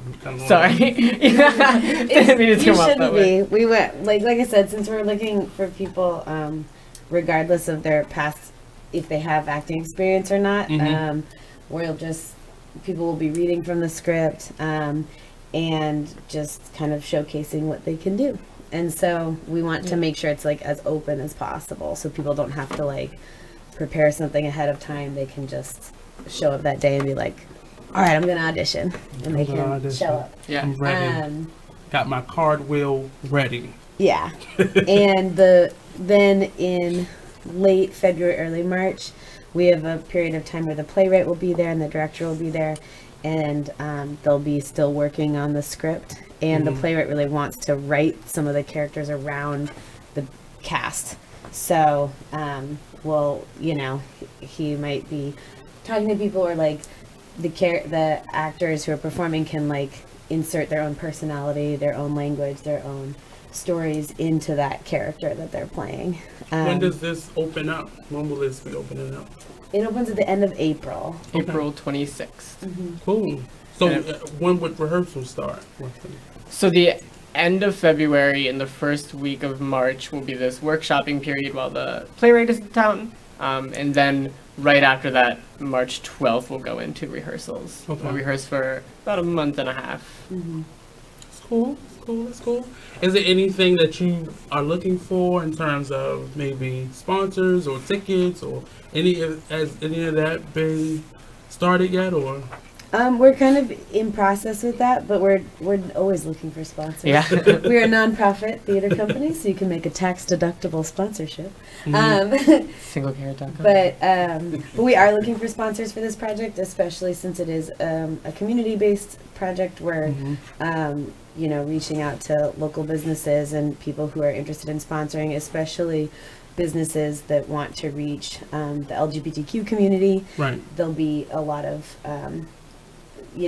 people involved, and we're also working with different LGBTQ service organizations in the city who will be involved and have been involved thus far in hosting discussions with their constituents about the project. So yeah, in the fall the playwright came and we met with a lot of different groups and talked about the project and asked people questions about the themes in Peter Pan, and so the playwright's pulling from all of that now to write the piece. So overall, the theme of this Peter Pan is if you had to put it in a couple sentences. Yeah, it's I think the themes of the overall play will be similar to the themes of the original piece, about coming of age, sexual awakening, escapism, all of those themes. But then above all of that, it'll be about sharing the stories and voices and lives of LGBTQ community members here in Baltimore, and so we want people from the community to be on our stage telling their stories. That's really important to us. And the playwright has been looking a lot at kind of the things that are in the original story that fit that experience, and then also the things in the original story that are really counter to that experience, and kind of breaking them apart and tackling them. Like there's very specific roles about gender and what boys do and what girls do. There's also a lot of those lines be blurred in this, or yes, very much so. Yeah, I mean, and then there's also a lot of racism with having this Native American character of this indigenous people character of Tiger Lily, who's in the original story that was written, at the turn of the century, is like real problematic. Super problematic. And so attacking kind of those things and looking at them with the modern day and really adapting those aspects of it. And really giving people a chance to really reclaim those stories and those characters for themselves. Because, I mean, in terms of the gender roles, like the character of Wendy never wanted to be in this box. The character of Peter Pan never wanted to be in this box, but J.M. Barrie put all of these people into these boxes, and really it's about letting people in the queer community speak for themselves and really break down those boxes. So when you all first were publicizing this, and that was a big part of it, individuals coming with their stories and being able to share, how did that go so far in terms of what people were sharing, or did that give the playwright and the company a good indication on how far you were going to be able to push it? Or yeah, I mean, we met with we had hosted some open events, and then we met with a lot of groups through GLCCB and Chase Brexton and Hearts and Ears. We're going to leave somebody out, and I'm going to feel really bad about it. Sugar, we had hosted an event at Sugar, the store in Hamden. And so through those groups, we talked to people, and mostly the playwright had the same questions for everybody, asking them about their childhood and growing up and what they thought their life would be versus what their life is, places where they feel safe, places where they feel unsafe. I'm trying to think of some of the other questions that he asked. What was the response? I mean, all over the place. Hugely varied based on who, we met with an elders group, and we met with a trans group, and we met with a group of writers, and so there was just like people coming from very different places. Those sound like productions all in of themselves. Just the responses. Yeah. So that is the really interesting thing, right? The LGBTQ community is so many different communities. And I think that's what the playwright is really trying to get at. On the island of Neverland, there are all of these communities in conflict with each other, but also living in some sort of peace together. And really that's why we want all different people to really be represented on that stage in as many varying ways as possible, because how many people will be in? Because I remember this being not the biggest theater in the world. Sure. How many people will be in this It'll be a cast of 10. Okay. And so a lot of times there's an ensemble that plays a lot of different roles, that plays like the Lost Boys and the Pirates and the Mermaids, and kind of like is bouncing back and forth. It just sounds fun. Like, we haven't had too many. Everything has been so serious the last couple years. Right. Here in Baltimore. Right, and also like, especially when it comes to the LGBTQ community and these topics and stories, I think a lot of times we just it's very serious, and we don't get to see the fun, we don't get to see the magic, we don't get to see the comedy, we don't get to see us as people. We see sad stories. In the story itself, there are those moments where it gets that tense, but the most of it is fun, and like you said, is so much going on. And that's what's great about the musical, right? It has so much heart, and has that emotional response you want, but also is just so fun. Right. And you just fall in love with it. So we, this is our last segment with Ben and Genevieve. So give us your social media, how people can get in contact with the theater, and if they're booking people, what they're looking for. Specifically, if you're looking to join us for auditions, and we would love to have you, please go into www.singlecarrot.com. One of our pages just says "Get Involved." You go on that page, and you'll see all the information about these callbacks, about when they are. You can call us at the theater. You can email us. All of our that information is on that page. Single Carrot Theater, and that's on your social media sites as well. Yeah, so on Facebook and on Instagram, it's Single Carrot Theater. Yep. On both. And on all of those, the audition information is posted. And reach out to us if you have any questions. We would love to see as many people on next Saturday as possible. Yeah, come on out. We're going to push it for you all. I'm excited because it's been, like I said, a while since we had this type of fun. It happens here, but I just want to see something fun. Yeah. Where we dealing with a topic and helping people, but just having fun. That's the biggest part of theater for me, just the fun of it. And I'm just going to go because I don't know what we're going to see. I don't know who Hook is going to be. Or we don't either yet. So this is going to be fun. Just watching this evolve, and if there's anything that we can help you with in terms of this promoting it and pushing it, just let us know. Thank you so much. I love theater. It's a part of my life, and I just want to be more involved in it in general in the city. So that's my job as a patron of the arts. Is it anything else in terms of the other programs at Single Carrot that you want to touch or give some light to? I mean, we have another show in between this show, which is called An Unproduced Screenplay About the Death of Walt Disney. Ooh. And it's basically about like the dark side of the Disney Corporation. That opens on February 2nd, so we'd love to see people out for that. That's the show in between now and Peter Pan. And then if you're, if you have kids or anything, we have summer camps that are going to be coming up, and we do a lot of education stuff. So. And you're in schools as well. Yeah, we're in lots of schools around the city. So, check out our website. We have some jobs available, as I mentioned. So, we want people to be contacting us for all sorts of things. So, anything else that you want to let our guests know in the next couple minutes? In terms of Peter Pan, who you are individually, anything you want to let them know, anything coming up, because you said this next play coming up. Is there anything that you want people to know? I do have one question before you do that.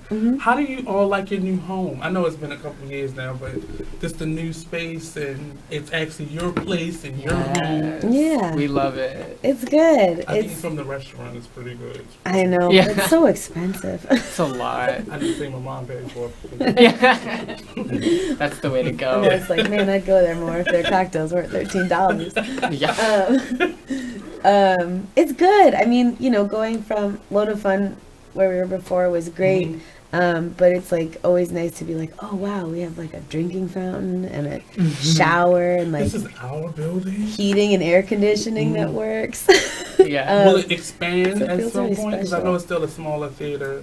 Probably not. I mean, we have some. Right now we try to seat the theater for 75, but we could like squeeze in more if we needed to. We like being small. And we're still growing into it. Yeah, we're definitely like, our space before was like 25% of that size. And so sometimes it still feels like a really big space for us, even though it's real tiny. It's a nice space. I've been there a couple times. It's really nice. And it is much different from the other spaces. It has a very different feel. It like feels fancy, and people always like walk in. Has reclaimed wood. Yeah, reclaimed wood, and so people always think we're a lot fancier than we are.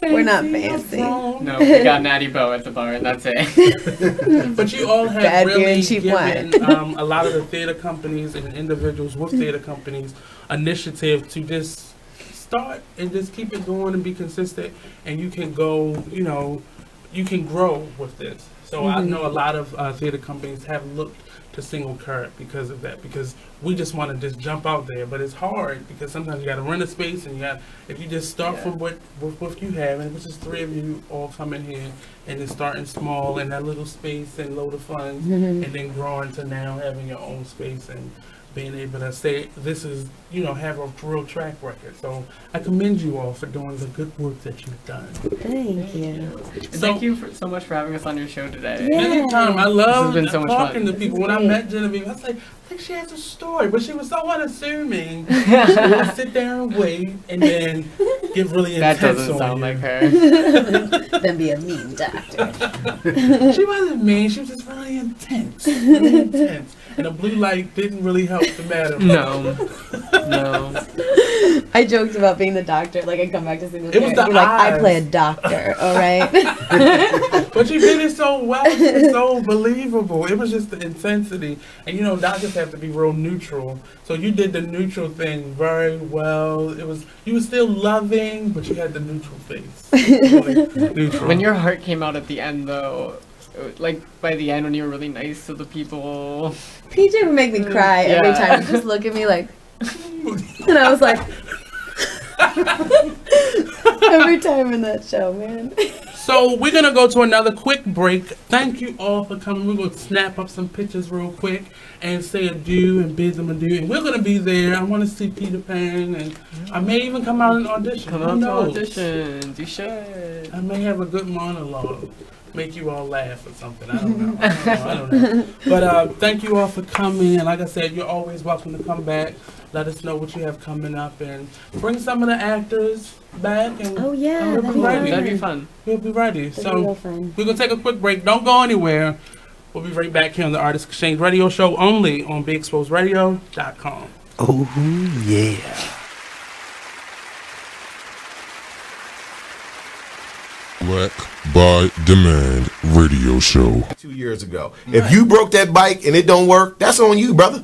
I suggest you get that toolkit out back and then start working with it, right? Yeah. So my son's looking at me like, wow. And I broke down to him how we had got fixing flat tires down to a science. You understand what I mean? Sticking the tube in the water. Right? Talk to me, brother. You understand what I'm saying? Yeah, you know, critical thinking. And see, and we look at that now and like kids, they not as on hands like we were back in the day. That's because nowadays you don't have to put the bikes together anymore. They can come assembled. Yeah, everything's coming assembled. In the store, they ask you like if you want it already assembled. Right. Back then, you just got the box with 1 million pieces. Right, and today I don't think they could work with that. It's just like the thought process. Nowadays, you get a bike that's already put together. Now, when you were younger, you actually had to put this bike together. You got to put it together. That basically closes your mind into learning how to do something. now. Yes. Now you're giving it something. So, okay, you take this and this is what it is. Right, So now we have to run with this instead of teaching the child, this is how you put this together so you see the result as this. Right. Critical thinking. I like that. So look, not to cut you off, Miss Denise, but let's go to our first commercial break, and then we're going to come back and finish talking about critical thinking. Just a Bit Outside Radio Show. There is one glaring stat that I read about while watching the games over the weekend. New York Yankees went 22 straight innings with at least one strikeout. Really? That's a major league record for the postseason. Wow. Yeah. That's an interesting statistic. It is. You know, and then when you think about it, it's like, okay, you know, that to me, that's like a big reason why, you know, they're losing right now. Be Exposed Radio. Well, if you made them, take care of them. Yeah, that's Period. the real. You right. That's the real deal. It's period. Right. And all that old money shouldn't go toward this, money should go to if the child is with one of the parents 24/7, 7 days a week. You don't even come get your child every day. You come get your child once a month maybe, or once every 3 months. Right. You cannot dictate where that money goes, especially if the child ain't calling you about nothing. Now, if the child calling you every week, then you can question about where the child support is going. But if every time you pick up the child, they look nice, they ain't complaining about nothing, why are you worrying about where the money go at? It is what it is. Radio show. You are listening to BeExposedRadio.com, the home of Talk Lately with Mahy, every Tuesday at 7 p.m. You are listening to BeExposedRadio.com. Hey, what's up, and welcome back to the Artist Exchange Radio Show.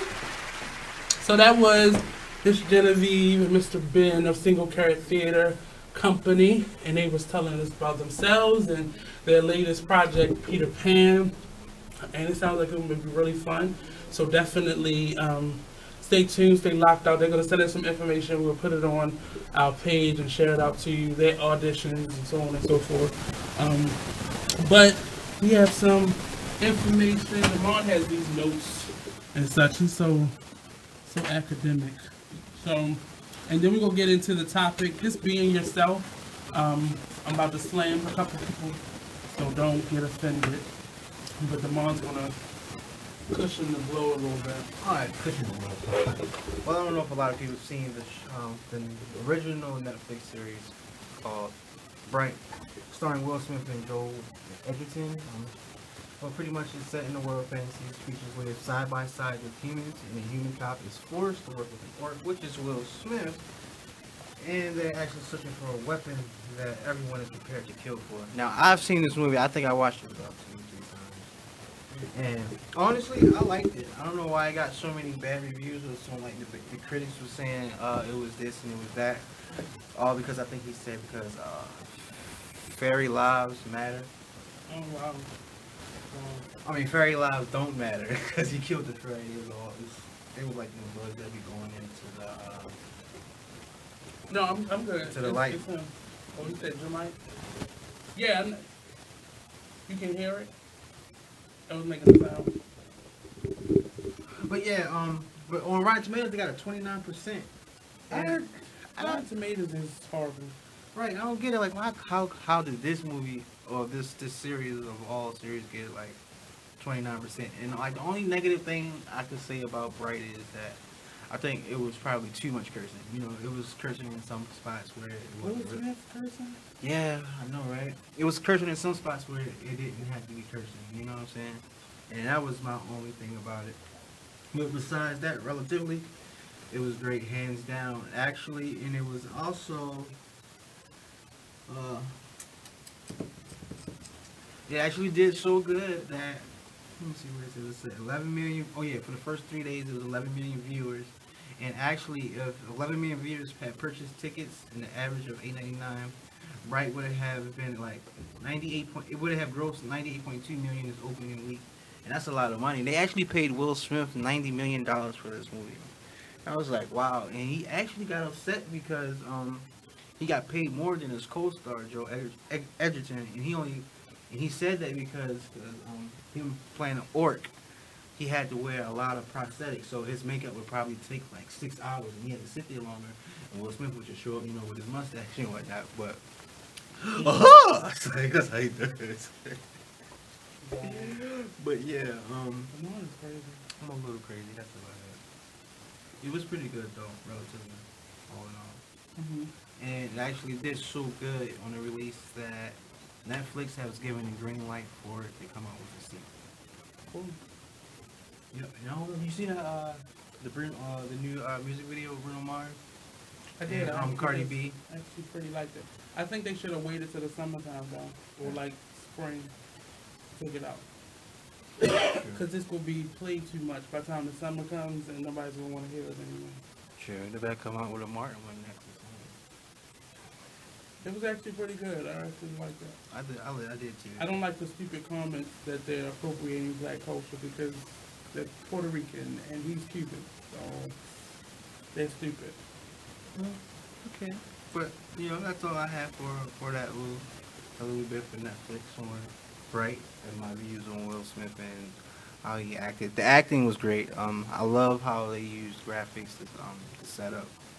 It was awesome. And Max Landis, he actually wrote the script in 2016, and it was actually a battle for that, and it was going for like 4 to 6 million. He sold it, but he will not be coming back for the sequel.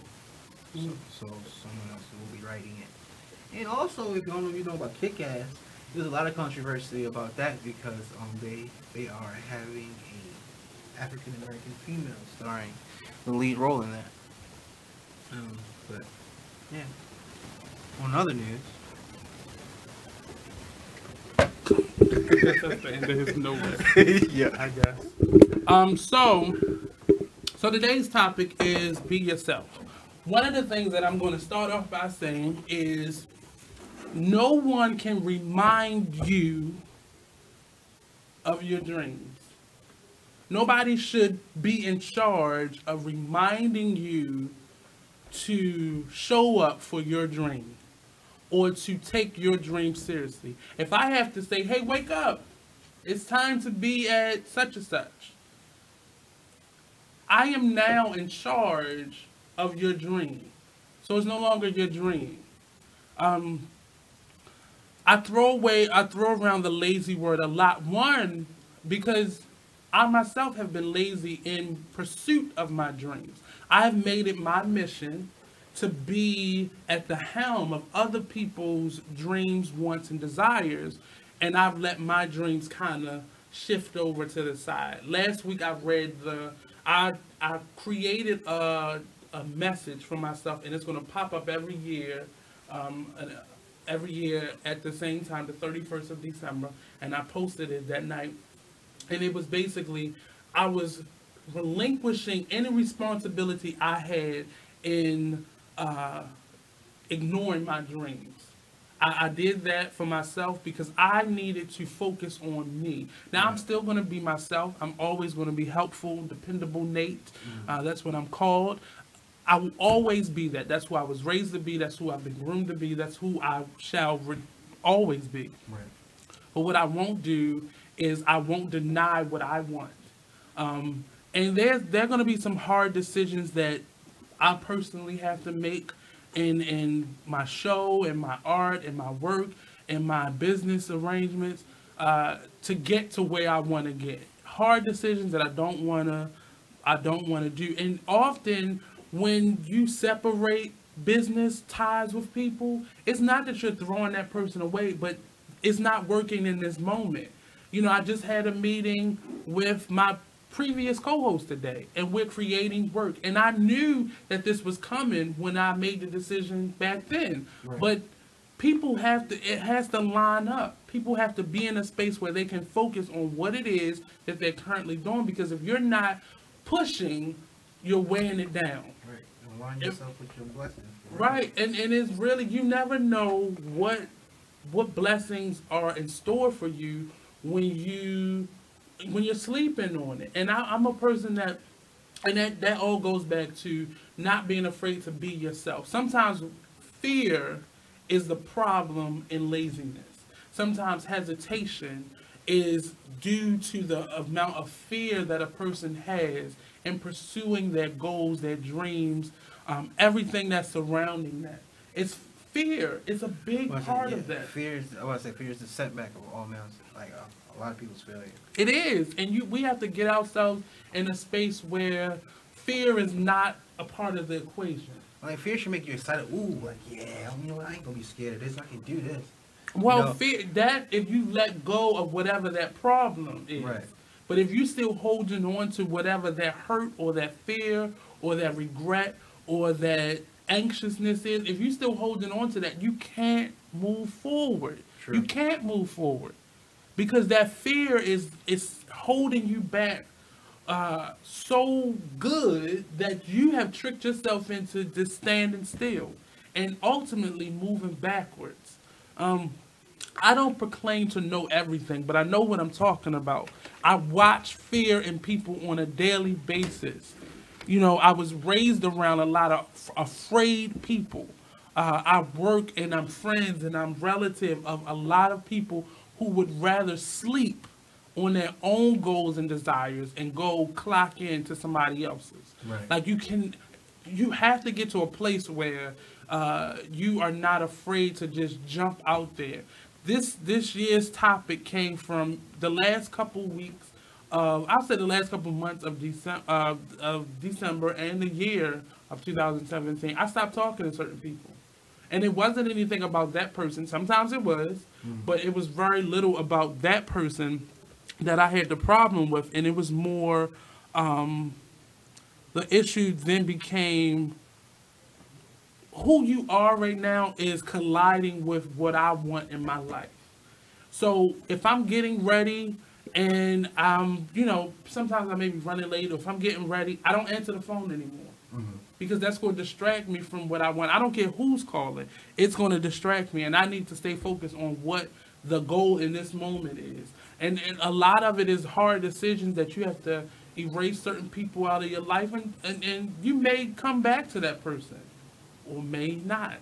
You got to be strong enough to be able to do either, make that decision or have that be the result either way, and not be afraid to make decisions, because you're not going to talk to such and such no more, or this person not going to be my friend no more. If me choosing me takes us out of this friendship, then you have a nice day. You wasn't my friend to begin with. Right. And it really it says a lot in terms of who we think we are, and what do we want in life when someone can take me out of a place. And I'm not afraid anymore to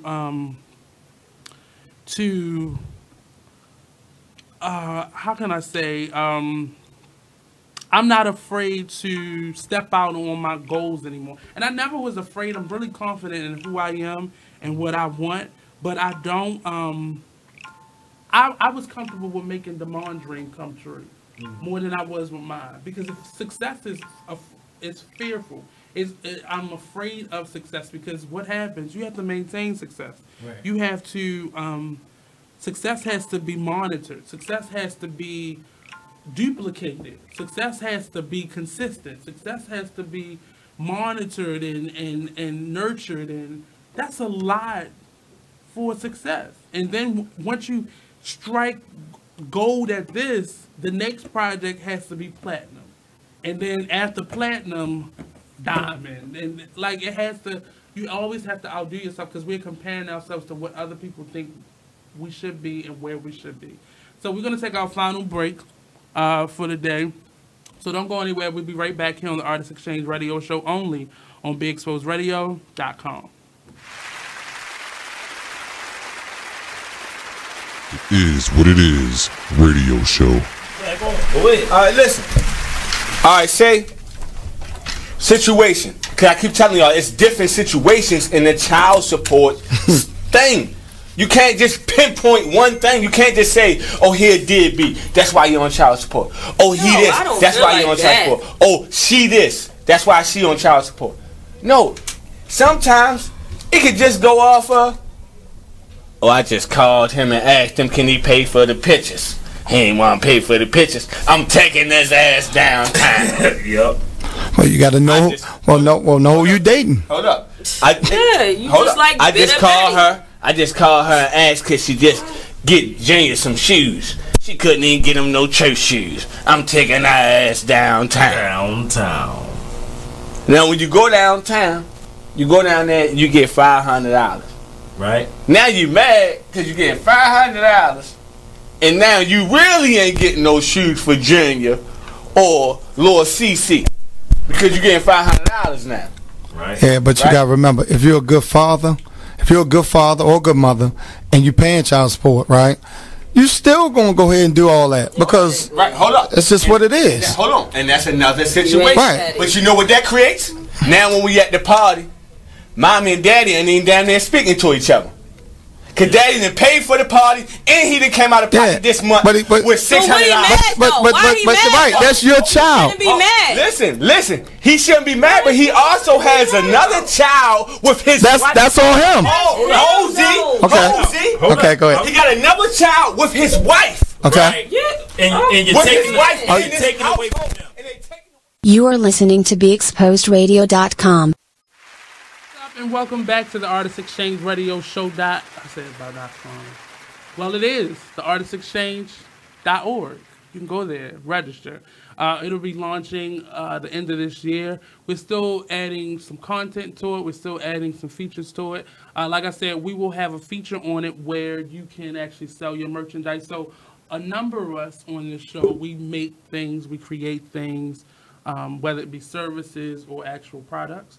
And a couple of our things will be up there for sale. And we aren't charging the artists to sell their work, but we're just asking that you donate to the Artist Exchange Radio Show. a portion or percentage, and that's on situational basis. So depending on what you're selling or what you're marketing, it will determine your percentage, and that's something that both parties agree on, and that's what it be. So, in saying all of that, you can go to theartistexchange.org, put your email address in, and you'll get the alert the moment the website goes live, and we launch it. We're going to do like a little happy hour, so everything will be planned, so don't fret. The information will be out there. And we also are doing a couple new segments, a couple new show formats this year.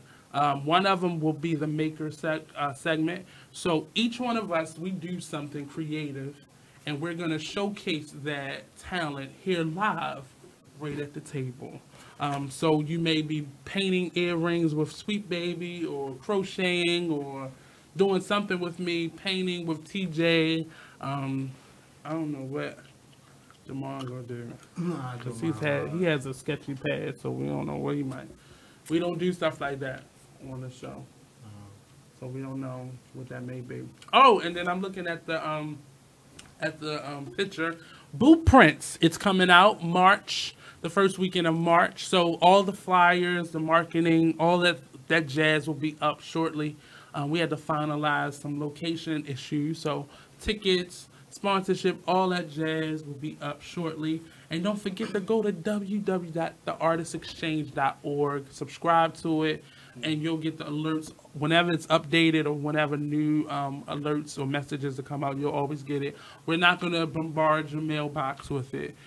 So we do more of a calendar event. So when big events come up, we'll definitely alert you of that. Also, we'll be taking another trip to the African American Museum of History and Culture, probably this summer, for all the people who did not get a chance to see it. It was actually people who did not get to see half of the exhibit. I'm gonna go back. I want to actually sit down and just watch it, like go through the top again. Because you kind of did like a speed through. Yeah. It was the top is my favorite. Downstairs was It's not as the upper half is not as heavy. It's more artifacts. Yeah. So a number of celebrities and historical figures have donated costumes.